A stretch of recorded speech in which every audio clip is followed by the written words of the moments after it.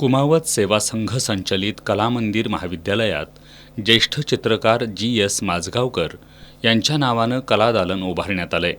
राज्याचे उच्च आणि तंत्रशिक्षण मंत्री चंद्रकांत पाटील यांच्या हस्ते कला संचालक डॉक्टर किशोर इंगळे, वारणा विद्यापीठाचे कुलगुरू डॉक्टर डी.टी. शिर्के यांच्या उपस्थितीत या कलादालनाचं उद्घाटन करण्यात आलं।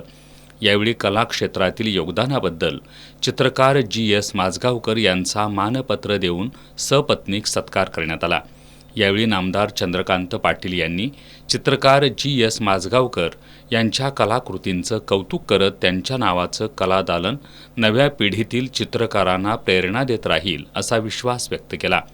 यावेळी बोलताना ज्येष्ठ चित्रकार जी.एस. माझगावकर यांनी आपल्या कलामंदिर विद्यालयाच्या संबंधीच्या आठवणींना उजाळा देत यापुढे सुद्धा कलेच्या सेवेत राहू अशी ग्वाही दिली।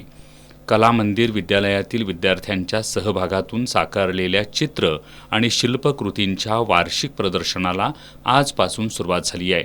18 फेब्रुवारीपर्यंत हे प्रदर्शन सर्वांसाठी खुलं राहणार आहे। यावेळी निसर्गचित्र आणि शिल्पकला स्पर्धेतील विजेत्यांना सन्मानित करण्यात आलं।